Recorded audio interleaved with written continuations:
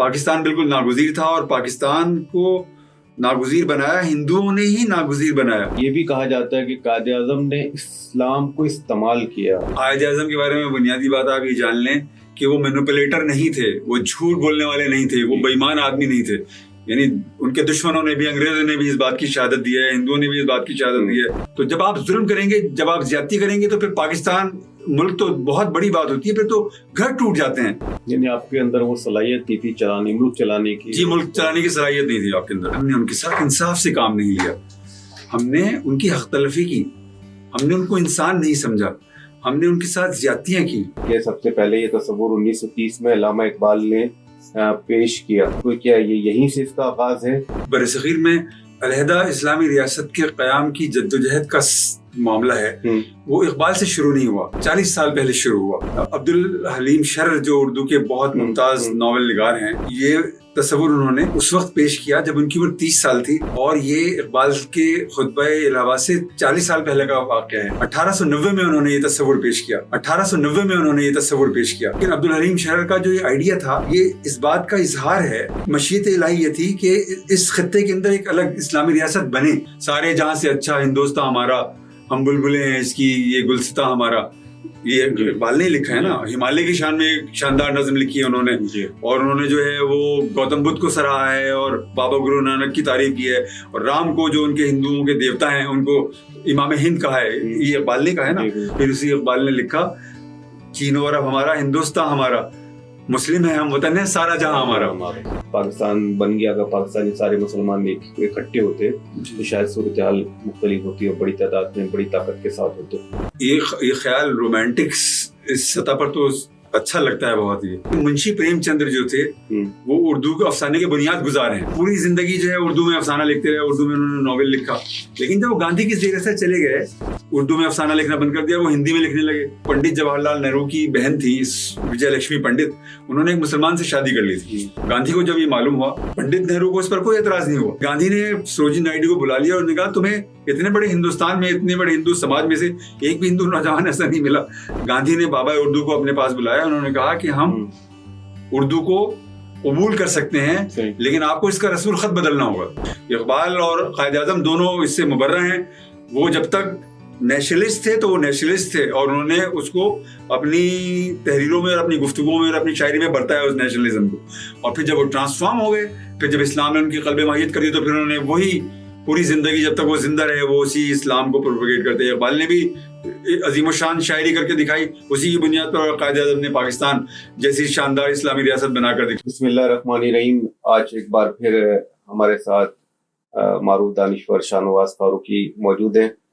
آج ہم اگست کا مہینہ ہے اور ہمارا موضوع تحریک پاکستان اور قیام پاکستان اور اس سے متعلق اٹھنے والے کئی تاریخی سوالات ہیں جو عموماً ڈسکس بھی ہوتے رہتے ہیں, اور سوشل میڈیا کے دور میں مختلف لیفٹ اور رائٹ کے مفکرین بھی اظہار خیال کرتے رہتے ہیں.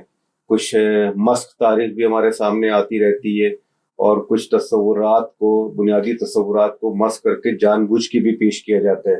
تو شاہ نواز صاحب ہمارے ساتھ موجود, تاریخ کو کچھ درست کرنے کی بھی کوشش کریں. ہاں صاحب, سب سے پہلے میں سوال کرنا یہ چاہوں گا, ظاہر تحریک پاکستان ایسا موضوع ہے, اس کے کئی پہلو ہیں, مطلب گھنٹوں گفتگو کی جا سکتی ہے, لیکن جو تصور پاکستان ہے علامہ اقبال کے حوالے سے یہ سامنے آتا ہے کہ سب سے پہلے یہ تصور 1930 میں علامہ اقبال نے پیش کیا.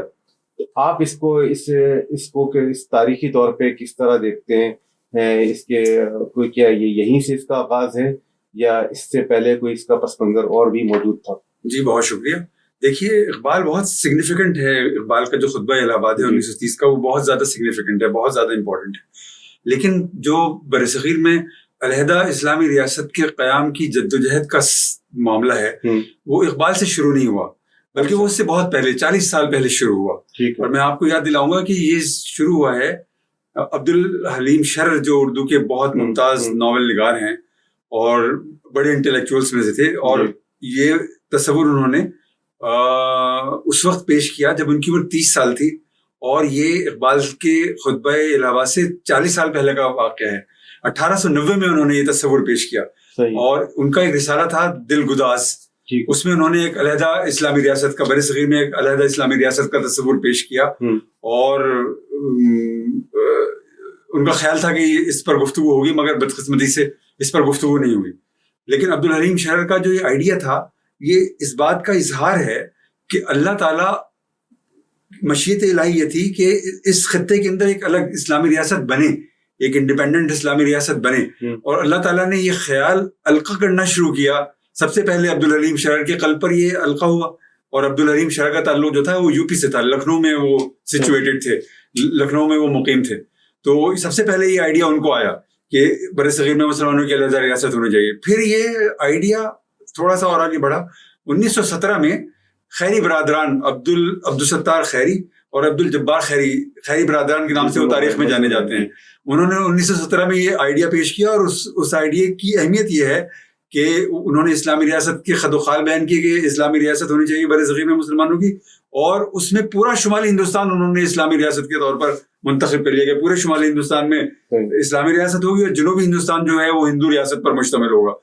اور اس میں یو پی بھی شامل تھی اور دلی بھی شامل تھا اس کے اندر. یعنی اتنا بڑا آئیڈیا تھا. لیکن ان کا جیسے عبدالحلیم شرر کا جو آئیڈیا تھا وہ ڈسکس نہیں ہو سکا, وہ مطلب فوکس نہیں ہو سکا اس کے اوپر, اس پر توجہ مرکوز نہیں ہو سکی. اسی طرح جو خیری برادران کا آئیڈیا تھا اس پر بھی فوکس نہیں ہو سکا, اور انہوں نے یہ بات کہی. اور وہ ماحول نہیں تو اس وقت ظاہر مطلب ایک آئیڈیا تو میں اس کو مشیت الہی سمجھتا ہوں, وقت نہیں آیا تھا.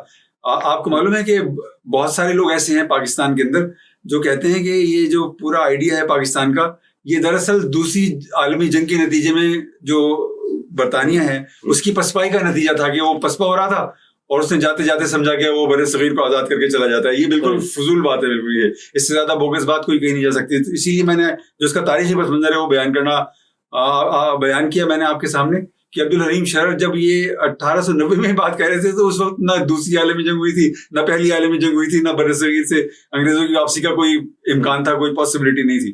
پھر اگر یہ 1917 میں یہ ہوا, 1917 میں آپ کو معلوم ہے کہ روس کے اندر انقلاب آیا, تو اس وقت بھی برٹشرز مشکل میں نہیں تھے اور وہ بر صغیر کو چھوڑ کے جانے کا کوئی ارادہ نہیں رکھتے تھے, اور دوسری عالمی جنگ کے ہونے میں بھی بہت وقت تھا. تو اس کا دوسری عالمی جنگ سے یا پہلی عالمی جنگ سے اور انگریزوں کی کمزوری سے کوئی تعلق نہیں تھا.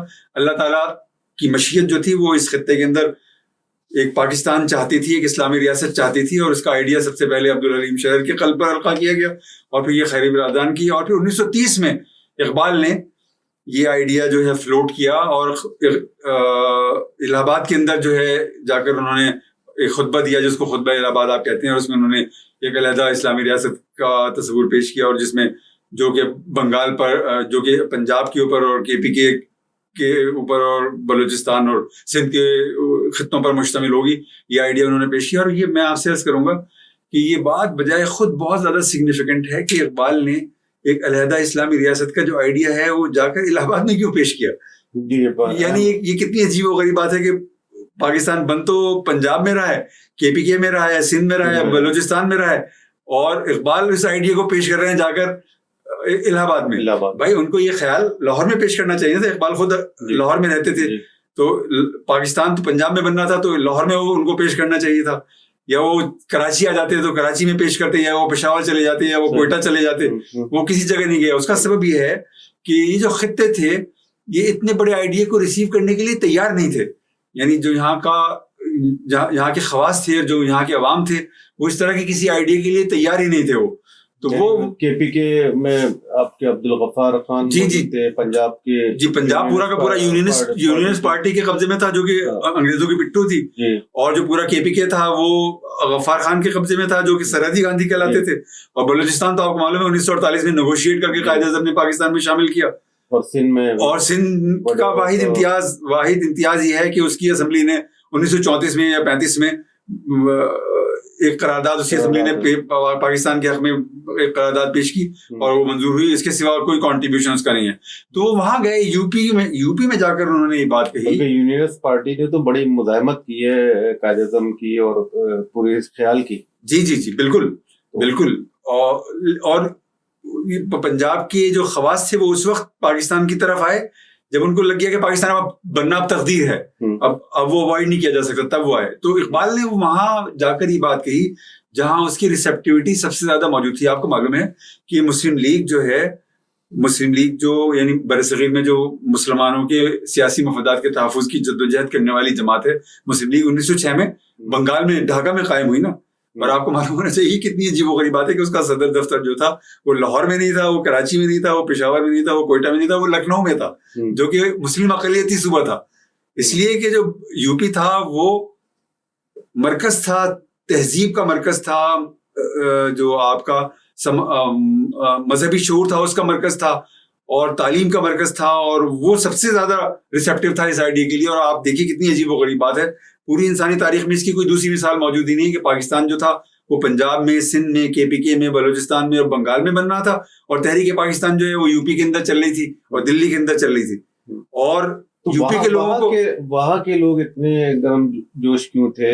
وہ جب ان کو پتا تھا وہ حصہ بھی بننے نہیں جا رہے اور بننا یہاں ہے, تو وہ اس کا حصہ کیوں بنے تھے؟ جی وہ اس کا حصہ اس لیے بنے جبکہ یہ لوگ سو رہے تھے. یہ اس وجہ سے تو نہیں سو رہے تھے کہ انہیں پتا تھا ہم تو اکثریت میں یہاں ہیں اور ایڈجسٹ کر لیں گے. نہیں, شعور نہیں تھا, یا علم نہیں تھا, یا تعلیم نہیں تھی یہاں. بھائی مقامی ان کو یہ پتا ہوگا نا, مقامی حکومتیں تو انہیں کی بن جائیں گی. مقامی حکومتیں تو ان کی بنیں گی, لیکن جو UP تھا وہ یعنی برصغیر میں تہذیب کا جو سب سے بلند تہذیب کی جو سب سے بلند مثال ہے وہ UP ہے اور دلی ہے.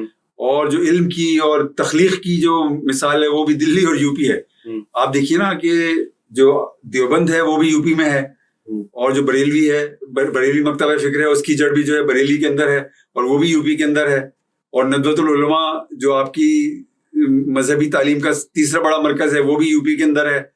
تو UP سینٹرک ہے پورا کا پورا. جو مذہبی شعور ہے, آپ کا تہذیبی شعور ہے, تاریخی شعور ہے, سیاسی شعور ہے, وہ UP مرکز ہے یا دلی مرکز ہے وہ برصغیر کے اندر.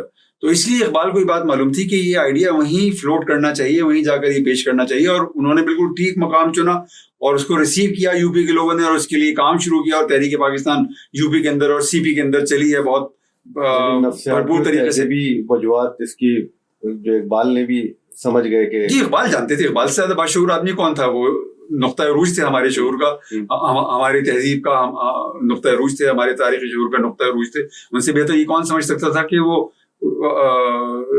آئیڈیا کہاں پیش کی جانے کے لائق ہے, اور انہوں نے وہیں جا کر اس کو پیش کیا. تو اس کے نتیجے میں, اور یہ میں آپ سے کہہ رہا تھا کہ پوری انسانی تاریخ میں یہ کبھی ہوا ہی نہیں کہ ملک کہیں اور بن رہا ہو اور تحریک کہیں اور چل رہی ہو اس کی. اور اس کا سبب یہ تھا کہ اسلامی ریاست برصغیر کے مسلمانوں کا سب سے بڑا خواب تھی, اور مسلمانوں نے 1000 سال تک ہندوستان پر رول کیا تھا, اور ان کو یہ معلوم تھا کہ اگر یہاں سے انگریز چلے جائیں گے تو پھر یہ ہندو ڈومینیٹڈ ہندوستان ہوگا پورا کا پورا, اور اس میں اسلام بھی جو ہے وہ خطرے میں ہوگا اور مسلمان بھی خطرے میں ہوں گے. اور یہ بات کے حالات نے اس اندیشے کو درست ثابت کر دیا. یعنی ہندوستان نے بعد میں مسلمانوں کے ساتھ جو کچھ کیا ہے, ہندوستان کے مسلمانوں کے ساتھ جو کچھ ہو رہا ہے, اور وہاں پر اسلام کے ساتھ جو کچھ ہو رہا ہے, جس طرح وہاں بابری مسجد شہید کی گئی, درجنوں مساجد شہید کی گئی, درگاہیں وہاں شہید کی گئیں, اور ایک ایک جو علامت ہے تہذیب کی وہ وہاں پر خطرے میں ہے. تو اس سے یہ ثابت ہو گیا کہ پاکستان کا بننا بالکل جسٹیفائڈ تھا.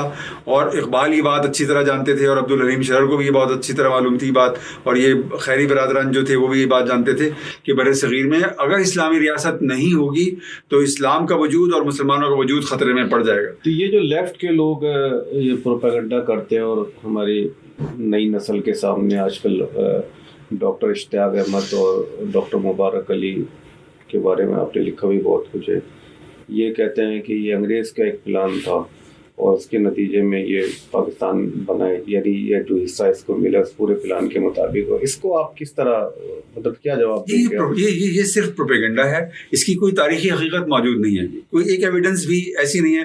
یعنی مجھے تحریک پاکستان پر پڑھتے ہوئے اور لکھتے ہوئے اب 36 سال ہو گئے ہیں, صحیح ہے, ایک تاریخی ایویڈنس ایسی نہیں ہے, ایک تاریخی مثال ایسی نہیں ہے کہ وہ قائد اعظم کے کسی قول سے, قائد اعظم کی کسی تقریر سے, قائد اعظم کے کسی خطبے سے, یا انگریزوں کے کسی وائسرائے کی کسی تقریر سے کوئی ایسا نقطہ نکال کر دکھائیں جس کے مطابق انگریزوں کی سازش کے نتیجے میں پاکستان بن گیا ہو. ایک واحد تقریر پڑی ہوئی ہے ان کے پاس 11 اگست کی, جو 11 تشریح کرتے ہیں, جی جو وہ اپنے مطابق کرتے ہیں, جی کہ جس کے اندر قائد اعظم رحمۃ اللہ علیہ نے فرمایا تھا کہ آج یہاں پہ ہر ایک کو مذہب جس مذہب سے بھی اس کا تعلق ہے اس کو آزادی حاصل ہے. 11 اگست کی تقریر صرف یہ 11 اگست کی تقریر جو ہے وہ اسلام کے نقطہ نظر کو ہی پیش کرنے کی ایک کوشش ہے, اس لیے کہ اسلام جو ہے وہ تو وسیع القلب مذہب ہے.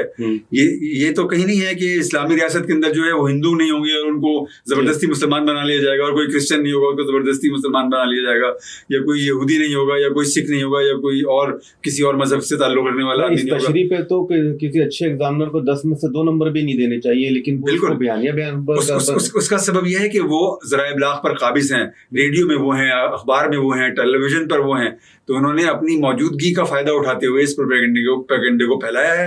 اور لیکن اس کے لیے ایویڈنس ایک بھی نہیں ہے, کوئی ایک ایویڈنس بھی نہیں ہے کہ جس کی بنیاد پر وہ یہ کہہ سکیں کہ یہ وہ بنیاد ہے کہ جس کے حوالے سے ہم کہتے ہیں کہ قائد اعظم پاکستان کو اسلامی ریاست نہیں بنانا چاہتے تھے. اچھا, وہ پھر ایک جب آپ یہ بات کرتے ہیں, آپ جیسے مفکرین یا دانشور, کہ پاکستان 2 قومی نظریے کی بنیاد پر بنا اور یہی تصور قائد اعظم نے پیش کیا, اور یہی علامہ اقبال کے نظر میں بھی یہی تصور تھا, تو وہ پھر کہتے ہیں کہ پھر سقوط ڈھاکہ کیسے, اگر 2 قومی نظریے کی بنیاد پہ تو پھر سقوط ڈھاکہ تو نہیں ہونا چاہیے تھا. جی, سقوط ڈھاکہ کا یہ سوال آپ پہلے ذرا بعد میں کیجیے گا, اس کو دہرائیے گا اس سوال کو, اس کا بھی میں آپ کو جواب دوں گا. لیکن میں آپ سے عرض کروں گا کہ یہ اس بات کو وہ بھول جاتے ہیں کہ قائد اعظم اور اقبال خود ایک ارتقائی پروسیس سے گزرے ہیں. یعنی اقبال جو تھے, ایک زمانہ وہ گزرا ہے اقبال کے اوپر کہ جب وہ نیشنلسٹ شاعر تھے, وہ سارے جہاں سے اچھا ہندوستان ہمارا, ہم بلبلیں ہیں اس کی, یہ گلستہ ہمارا, یہ اقبال نے لکھا ہے نا. ہمالیہ کی شان میں ایک شاندار نظم لکھی ہے انہوں نے, اور انہوں نے جو ہے وہ گوتم بدھ کو سراہا ہے اور بابا گرو نانک کی تعریف کی ہے, اور رام کو جو ان کے ہندوؤں کے دیوتا ہیں ان کو امام ہند کہا ہے, یہ اقبال نے کہا ہے نا. اور میں آپ کو اقبال کا ایک ایسا شعر سناتا ہوں جو صرف ایک ہندو ہی لکھ سکتا ہے. انہوں نے کہا ہے, پتھر کی مورتوں کو سمجھا ہے تو خدا ہے, خاک وطن کا مجھ کو ہر ذرہ دیوتا ہے. یہ اقبال نے لکھا, یہ صرف ہندو لکھ سکتا ہے, کوئی مسلمان نہیں لکھ سکتا یہ. تو اقبال ایک زمانے میں خود نیشنلسٹ شاعر تھے, اور وہ ایک قومی نظریے کے دائرے کے اندر آپریٹ کرنے والے آدمی تھے, لیکن پھر اللہ تعالیٰ نے ان کی قلب ماہیت کر دی انہوں نے. اور پھر جس اقبال نے لکھا تھا کہ سارے جہاں سے اچھا ہندوستان ہمارا, ہم بلبلیں ہیں اس کی, یہ گلستہ ہمارا, پھر اسی اقبال نے لکھا چین و عرب ہمارا, ہندوستان ہمارا, مسلم ہے ہم, وطن ہے سارا جہاں ہمارا. پھر اقبال نے یہ بات لکھی, اور پھر انہوں نے کہا بازو تیرا توحید کی قوت سے قوی ہے, اسلام تیرا دیس ہے تو مصطفی ہے. پھر اقبال نے کہا ٹرانسفارمیشن جب ان کی ہو گئی, قلب ماہیت ان کی ہو گئی, اللہ تعالیٰ نے ان کے ویژن کو بدل دیا, ان کے پورے تناظر کو بدل دیا, اور پھر ان کو ایک اسلامی شاعر بنا کر کھڑا کر دیا. تو پھر اقبال جو تھے وہ بالکل ٹرانسفارم ہو گئے, اور اقبال نے پھر 1930 کے اندر ایک علیحدہ اسلامی ریاست کا آئیڈیا پیش کیا. یہی معاملہ قائد اعظم کا ہے کم و بیش. قائد اعظم جو تھے, یہ بھول گئے ہیں لوگ یہ بات, قائد اعظم چونکہ ہمارے یہاں اس طرح ڈسکس نہیں ہوتے, قائد اعظم پر اس طرح گفتگو نہیں ہوتی جس طرح کہ ان پر گفتگو کا تقاضا ہے, تو لوگ یہ بات بھول گئے ہیں کہ قائد اعظم جو تھے وہ کانگریس کے لیڈر تھے قائد اعظم بننے سے پہلے, اور سروجنی نائیڈو نے ان کو ہندو مسلم اتحاد کا سب سے بڑا سفیر کہا تھا. لیکن پھر اقبال, جس طرح اقبال ٹرانسفارم ہوئے, ان کی قلب ماہیت ہوئی, اسی طرح اللہ تعالیٰ نے قائد اعظم کی یعنی اور ان کی بھی ٹرانسفارمیشن کی, اور اس کی بنیاد بھی 2 قومی نظریہ ہی بنا, اور 2 قومی نظریہ اسلام کے سوا کچھ بھی نہیں ہے. یعنی جب آپ یہ امتیاز کرتے ہیں کہ ہندو ایک الگ قوم ہے اور مسلمان ایک الگ قوم ہے, تو کس بنیاد پر آپ یہ کہتے ہیں؟ قائد اعظم کی میں آپ کو ایسی درجنوں تقریریں اور ان کے خطابات نکال کر دکھا سکتا ہوں جس میں انہوں نے کہا ہے کہ ہمارا جو مذہب ہے وہ ایک دوسرے سے الگ ہے, ہماری تہذیب الگ ہے, ہماری تاریخ الگ ہے, ہماری زبانیں الگ ہیں, ہمارے ہیروز الگ ہیں. تو یہ کس بنیاد پر کہا؟ یہ مذہب کی بنیاد پر تو کہا, یہ تہذیب کی بنیاد پر, اور تہذیب کی بنیاد پر تو کہا, اور ہماری جو تاریخ ہے, ہماری جو تہذیب ہے وہ ہمارے مذہبی سے تو نکلتی ہے, اور کس چیز سے نکلتی ہے وہ. تو قائد اعظم بھی ٹرانسفارم ہوئے اور اقبال بھی ٹرانسفارم ہوئے, اور وہ 2 قومی نظریے کی بنیاد پر ٹرانسفارم ہوئے. اسلام نے ان کو ٹرانسفارم کیا, اور اس کے بغیر نہ پاکستان کی تحریک چل سکتی تھی, نہ پاکستان کے قیام کا کوئی جواز ہو سکتا تھا. 2 قومی نظریے کی بنیاد پر اگر پاکستان بنا تو 1971 میں پھر ہمارا ایک حصہ کیوں الگ ہو گیا؟ جی اور اگر اتنا ہی مضبوط رشتہ تھا جس پر آپ کیا تبصرہ کریں؟ جی میں آپ سے عرض کروں گا کہ جو سقوط ڈھاکہ ہے اور بنگالیوں کی علیحدگی کا جو پورا معاملہ ہے, وہ اس کا تعلق اس بات سے ہے کہ ہم نے ان کے ساتھ انصاف سے کام نہیں لیا, ہم نے ان کی حق تلفی کی, ہم نے ان کو انسان نہیں سمجھا, ہم نے ان کے ساتھ زیادتیاں کی, ہم نے ان کو نظر انداز کیا, ہم نے ان کو کچلا, ہم نے ان کو دبایا, ان کے حقوق کا ہم نے تحفظ نہیں کیا. تو وہ ناراض ہو گئے. ناراض ہو کر انہوں نے کہا کہ ہم آپ کے ساتھ نہیں رہ سکتے. دیکھیے نا, یہ کتنی عجیب و غریب بات ہے کہ 1947 سے 1960 تک پاکستان کی فوج میں ایک بھی بنگالی نہیں تھا, حالانکہ وہ آبادی کا 56% تھے. یہ سامنے اس کا کوئی جسٹیفیکیشن ہے؟ یعنی ہماری فوج جو تھی وہ پنجابیوں اور پشتونوں پر مشتمل تھی. پنجابی جو تھے آبادی کا 25% تھے, لیکن فوج میں ان کی موجودگی جو تھی وہ 75% تھی, اور پشتون جو تھے آبادی کا 5% تھے اور فوج میں ان کی موجودگی 25% تھی. اور بنگالی جو آبادی کا 56% تھے, ان کی فوج میں موجودگی 1947 سے 1960 تک زیرو تھی. جب 1971 میں پاکستان الگ ہوا ہے تو صدیق صالح کی کتاب آپ نے پڑھی ہوگی, میں نے ڈھاکہ ڈوبتے دیکھا. صدیق صالح پنجابی تھے, پس منظر کے اعتبار سے پنجابی تھے, لیکن وہ سر سے پیر تک جو تھے وہ پاکستانیت میں ڈوبے ہوئے آدمی تھے. انہوں نے بالکل جو کتاب لکھی وہ مرقع ہے اس بات کا کہ پاکستان کیوں ٹوٹا. اس کا اگر آپ کو یہ جاننا چاہتے ہیں صدیق صالح کی وہ کتاب آپ پڑھ لیں. جی, اس میں انہوں نے کہا کہ میں 1971 میں جب بہت آہستگی کے ساتھ ہم علیحدگی کی طرف بڑھ رہا تھا بنگال, مشرقی پاکستان, تو انہوں نے کہا کہ جنرل یحییٰ نے ایک تقریر کی, قوم سے خطاب کیا. اس میں انہوں نے کہا کہ ہم فوج کے اندر بنگالیوں کی تعداد جو ہے وہ 100% بڑھا دیں گے. تو کہنے لگے میں ایک گیریزن کے دورے پر گیا تو وہاں ایک بنگالی افسر نے مجھ سے کہا کہ تمہارے صدر نے کل کیا کہا ہے, قوم سے خطاب کرتے ہوئے. اس نے کہا کہ انہوں نے پوچھا کیا کہا ہے, اس نے کہا کہ وہ کہہ رہے تھے کہ ہم بنگالیوں کی تعداد فوج میں 100% بڑھا دیں گے. تو اس نے کہا کہ اگر اس پر منون عمل ہو بھی گیا, اگر 100% بڑھا دی گئی تو بھی ہماری تعداد جو ہے وہ ابھی 7% ہے, 8% ہے, تو بڑھ کر 15% ہو جائے گی, 16% ہو جائے گی, حالانکہ ہم تو آبادی کا 56% ہیں. تو یہ زیادتیاں جب آپ کر رہے تھے, ان کو آپ نے بیوروکریسی میں نہیں آنے دیا, آپ نے ان کو فوج میں نہیں آنے دیا, آپ نے جو ہے اگر وہاں انتخابات ہوئے, انتخابات جنرل یہی نہ کرائے تھے نا, جنرل شیخ مجیب الرحمان نے تو نہیں کرائے تھے نا, لیکن آپ نے ان کی اکثریت کو تسلیم ہی نہیں کیا. اگر آپ ان کی اکثریت کو تسلیم کر لیتے تو پاکستان کی ٹوٹنے کا کوئی جواز ہی نہیں پیدا ہوتا. تو جب آپ ظلم کریں گے, جب آپ زیادتی کریں گے, تو پھر پاکستان ملک تو بہت بڑی بات ہوتی ہے, پھر تو گھر ٹوٹ جاتے ہیں. باپ اور بیٹے کے درمیان جو ہے وہ تفریق پیدا ہو جاتی ہے اور علیحدگی ہو جاتی ہے. بیٹے اپنا سامان اٹھاتے ہیں, اپنی الگ دنیا بسا لیتے ہیں. تو آپ نے بنگالیوں کے ساتھ ظلم کیا, زیادتی کی, ان کو دیوار سے لگایا, اور وہ آج آ کر انہوں نے کہا کہ ہم آپ کے ساتھ نہیں رہنا چاہتے. تو اس کا اسلام سے کوئی تعلق نہیں تھا, اس کا تعلق اس ظلم سے تھا, اس زیادتی سے تھا جو بنگالیوں کے ساتھ روا رکھی گئی طویل عرصے تک. یعنی آپ کے اندر وہ صلاحیت تھی ملک چلانے کی؟ جی, ملک چلانے کی صلاحیت نہیں تھی آپ کے اندر. اچھا صدر, پنجاب کا آپ نے ذکر کیا اور آپ اپنے کالموں میں بھی کافی ذکر کرتے رہتے ہیں اور ہمارے اس تاریخی سوال کا حصہ بھی بنتا ہے.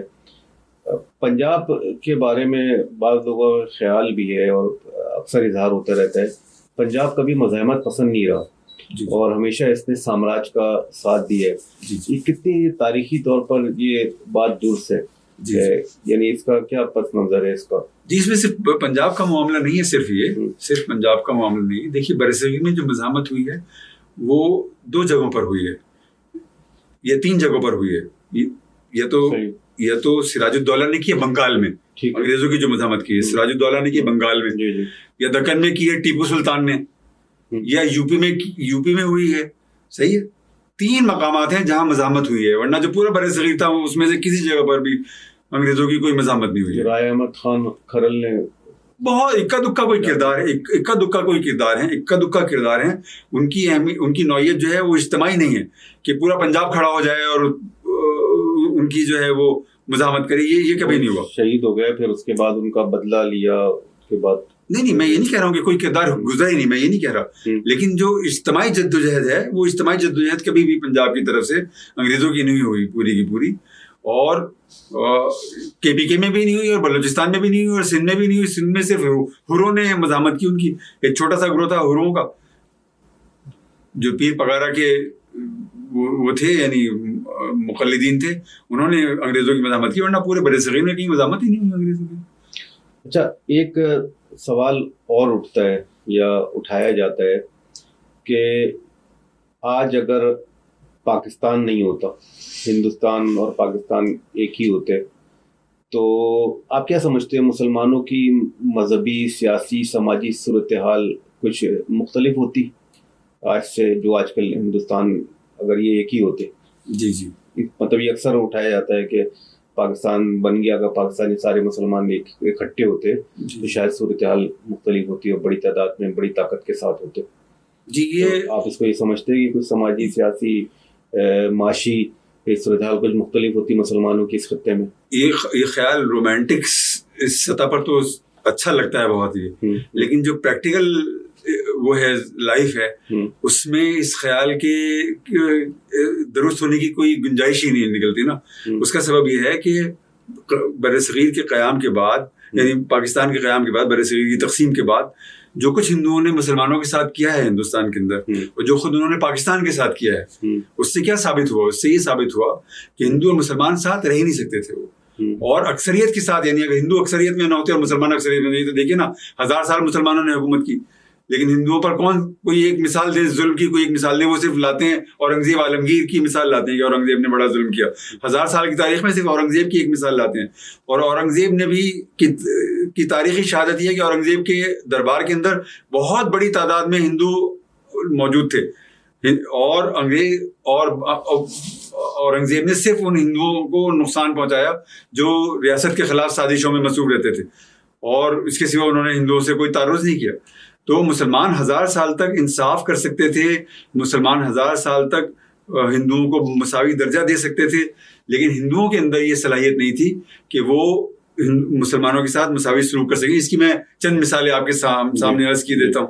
دیکھیے کتنی عجیب و غریب بات ہے کہ منشی پریم چندر جو تھے وہ اردو کے افسانے کے بنیاد گزار ہیں، اور بنیاد گزار کا مطلب یہ کہ اردو افسانے کے بابا آدم ہیں وہ، صحیح ہے. اور وہ پوری زندگی جو ہے اردو میں افسانہ لکھتے رہے، اردو میں انہوں نے ناول لکھا. لیکن جب وہ گاندھی کی زیر اثر چلے گئے تو انہوں نے اردو میں افسانہ لکھنا بند کر دیا، وہ ہندی میں لکھنے لگے، اس لیے کہ گاندھی نے ان کو منع کر دیا. آپ کو معلوم ہے کہ جو پنڈت جواہر لال نہرو کی بہن تھی وجے لکشمی پنڈت، انہوں نے ایک مسلمان سے شادی کر لی تھی، اور گاندھی کو جب یہ معلوم ہوا، پنڈت نہرو کو اس پر کوئی اعتراض نہیں ہوا. پنڈت نہرو نے اس کو اوکے کہا کہ ٹھیک ہے بھائی، تم نے شادی کر لی، تم مسلمان کے ساتھ رہنا چاہو تو رہ سکتی ہو.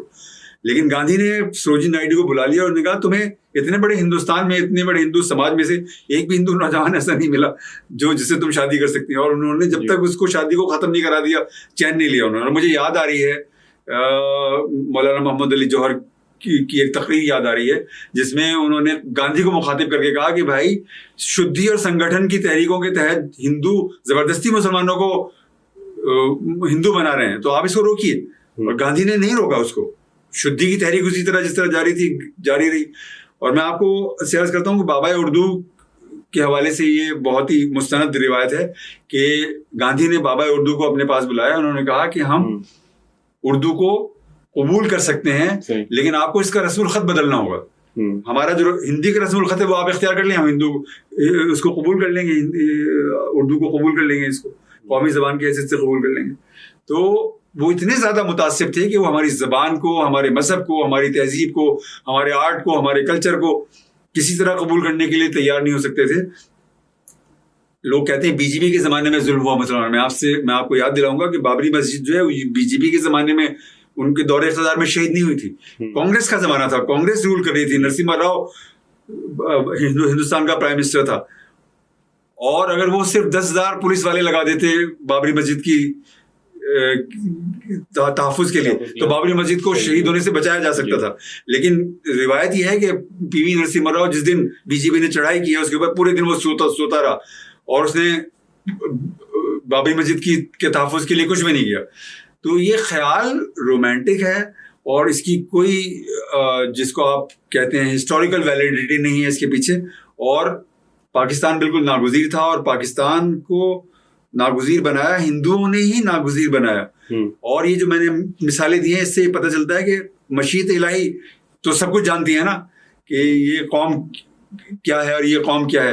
تو مشیت الہی القا کر رہی تھی ایک علیحدہ ریاست کا آئیڈیا. پہلے عبدالحلیم شرر کے قلب پر یہ آئیڈیا القا ہوا، پھر خیری برادران کے قلب پر یہ القا ہوا، پھر اقبال کے قلب پر القا ہوا، اور اللہ تعالیٰ نے اقبال کے القا کو عزت بخشی اور اس کو مقبولیت حاصل ہوئی اور اس کی بنیاد پر ایک علیحدہ ملکیت کو رنگ بھرنے کے لیے قائد اعظم مل گئے. جی قائد اعظم مل گئے اور قائد اعظم کو قائد اعظم بنایا ہے اسلام نے، دو قومی نظریے نے، ورنہ وہ تو کانگریس کے لیڈر تھے. اور جو دو قومی نظریہ ہے اس کی عظمت یہ ہے. اچھا، یہ مطلب جب بات سے بات نکل رہی ہے اور ظاہر ہے جب اس موضوع پہ گفتگو ہوتی ہے تو لیفٹس کے بہت سارے لوگ ذہن میں آتے ہیں اور آج کل تو بھرمار ہے. تو یہ بھی کہا جاتا ہے کہ قائد اعظم نے اسلام کو استعمال کیا اپنی پوری موومنٹ کے لیے, ورنہ ان کے پاس کیا تھا؟ مطلب جب ان کا بیانیہ یہاں پہ ختم ہو جاتا ہے تو یہ لفظ لے کر آتے ہیں یا یہ بیانیہ دیتے ہیں یا یہ گفتگو کرتے ہیں کہ انہوں نے اسلام کو استعمال کیا. جی اس قائد اعظم کے بارے میں بنیادی بات, وجہ نہیں تھی کہ لوگ ان کے ساتھ آتے, کیوں آتے لوگ؟ قائد اعظم کے بارے میں بنیادی بات آپ یہ جان لیں کہ وہ مینوپولیٹر نہیں تھے, وہ جھوٹ بولنے والے نہیں تھے, وہ بے ایمان آدمی نہیں تھے. یعنی ان کے دشمنوں نے بھی, انگریزوں نے بھی اس بات کی شہادت دی ہے, ہندوؤں نے بھی اس بات کی شہادت دی ہے کہ ان میں یہ خامیاں, یہ کمزوریاں جو آپ کو لیڈرشپ میں نظر آتی ہیں, ان میں سے کوئی خامی جب تک وہ دو ایک قومی نظریے کے لمبردار تھے اس وقت تک وہ کانگریس میں رہے. جب ان کی قلب مائیت ہوگی تو وہ دو قومی نظریے کے لمبردار بن گئے. پھر اسی بنیاد پر انہوں نے جدوجہد کی اور پھر انہوں نے اسلام کو پروپیگیٹ کیا. اسلام کی بنیاد کو انہوں نے واضح کیا اور بتایا کہ یہ جو پاکستان بنا ہے یہ اسلام کے آئیڈیلز کو ریئلائز کرنے کے لیے بنایا گیا ہے. تو قائد اعظم ان لوگوں میں سے نہیں تھے, اور قائد اعظم اتنے بڑے آدمی تھے. اسٹینلے وولپورٹ نے کیا کہا قائد اعظم کے بارے میں آپ نے پڑھا ہوگا. اسٹینلے وولپورٹ نے کہا ہے کہ تاریخ کے اندر ایسے بہت کم لوگ ہوئے ہیں کہ جنہوں نے تاریخ کے دھارے کا رخ بدلا ہے, اور ایسے تو اس سے بھی کم ہوئے ہیں جنہوں نے جغرافیہ بدلا ہے, اور ایسا تو شاید ہی کوئی ہو جس نے قومی ریاست کو وجود بخشا ہو. اور قائد اعظم نے بیک وقت یہ تینوں کام کیے. تو اتنا بڑا آدمی جو تاریخ سے بھی زیادہ بڑا ہو, اس کے اوپر آپ یہ الزام لگائیں کہ وہ مینوپولیٹر تھا, وہ جھوٹ بولنے والا تھا, وہ دھوکہ دینے والا تھا, یا اس نے اسلام کو استعمال کیا, تو یہ اپنے اوپر قیاس کرنے والی بات ہے کہ جیسا میں خود ہوں, جیسا بدباطن میں ہوں, ویسے ہی میں قائد اعظم کو سمجھتا ہوں, یا ویسے ہی میں اقبال کو سمجھتا ہوں. اقبال اور قائد اعظم دونوں اس سے مبرہ ہیں. وہ جب تک نیشنلسٹ تھے تو وہ نیشنلسٹ تھے, اور انہوں نے اس کو اپنی تحریروں میں اور اپنی گفتگوؤں میں اور اپنی شاعری میں برتایا اس نیشنلزم کو. اور پھر جب وہ ٹرانسفارم ہو گئے, پھر جب اسلام نے ان کی قلب مائیت کر دی, تو پھر انہوں نے وہی پوری زندگی جب تک وہ زندہ رہے وہ اسی اسلام کو پروپیگیٹ کرتے. اقبال نے بھی عظیم الشان شاعری کر کے دکھائی, اسی کی بنیاد پر قائد اعظم نے پاکستان جیسی شاندار اسلامی ریاست بنا کر دکھائی, اور وہ اگر زندہ رہتے تو وہ اس کو اسلامی ریاست بناتے. مجھے اس بارے میں رتی برابر بھی شبہ نہیں. اچھا, یہ مطلب اب بلکہ یہ میں سوال کروں, نوجوان ظاہر ہے جب ان لوگوں کو سنتا ہے تو کنفیوز ہوتا ہے. جی, تو آپ کا کیا مشورہ ہے نوجوان؟ میرا آخری سوال بھی ہو کہ نوجوان ایسی صورتحال کے اندر کیا کرے, کہاں سے رہنمائی حاصل کرے اور کہاں سے سمجھے کہ کیا میں پاکستان, تحریک پاکستان کا کیا مقاصد ہے اور کیا مقصد تھا, قائد اعظم کو کیسا قائد اعظم سمجھے وہ, صحیح طور پہ کیسے قائد اعظم کو سمجھ سکتا ہے وہ, جی کہاں جائے وہ؟ جی اب دیکھیے نا, یہ کام ریاست کے کرنے کا تھا نا. ریاست کے کرنے کا یہ کام تھا کہ وہ نصاب میں پہلی جماعت سے لے کر اور ایم اے کی سطح تک اس بات کو پروپیگیٹ کرتی کہ قائد اعظم کون تھے, ان کے آئیڈیلز کیا تھے, انہوں نے کس طرح کی زندگی بسر کی, ان کی اصول پسندی کی کیا مثالیں ہیں, کیا روایات ہیں. تو یہ کرنے کا کام تھا نا کہ ہمارے نصاب میں یہ شامل ہوتا تاکہ وہ جو ہماری نئی نسل ہے وہ گمراہ نہ ہوتی کسی خیال سے. پھر یہ ہمارے ذرائع ابلاغ کا کام تھا کہ وہ اس پر کنسنسس بلڈ کرتے کہ قائد اعظم نے اسلامی آئیڈیلز کو ریئلائز کرنے کے لیے پاکستان کے قیام کی جدوجہد کی, اور وہ اگر زندہ رہتے تو پاکستان کو ایک آئیڈیل اسلامی ریاست بنا کر وہ دکھاتے.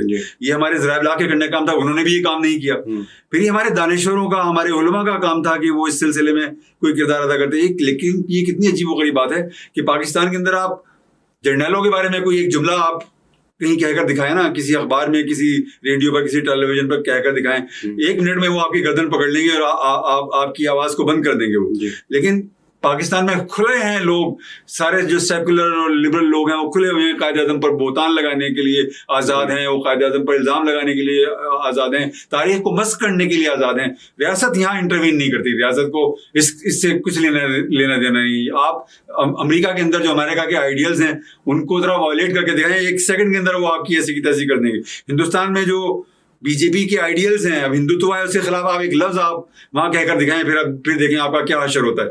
تو یہ کام ریاست کا کے کرنے کا تھا, کل بھی کرنے کا تھا, آج بھی کرنے کا ہے, کہ وہ قائد اعظم کی جو اصل شخصیت ہے, ان کے جو اصل خیالات ہیں, ان کو سامنے لائے, ان کو پروپیگیٹ کرے اور نئی نسل تک ان کو منتقل کرنے کا اہتمام کرے. شاہ صاحب آپ کا بہت شکریہ. وہ کہ ہم بہت ہنگامی حالات میں اور مشکل سے بیٹھے ہیں, لیکن کافی ایسی سوالات کے جوابات حاصل کرنے کی کوشش کی ہے جو تاریخ کو اچھے انداز میں نئے انداز میں سمجھنے کے لیے نوجوانوں کے لیے اس کے اندر بہت مواد ہے. بہت شکریہ. بہت شکریہ.